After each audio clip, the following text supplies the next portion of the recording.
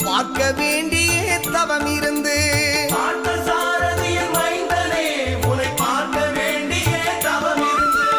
இருமுடி எடுத்து எருமேலி வந்து ஒரு மனதாகி வேட்டை துள்ளி அருமை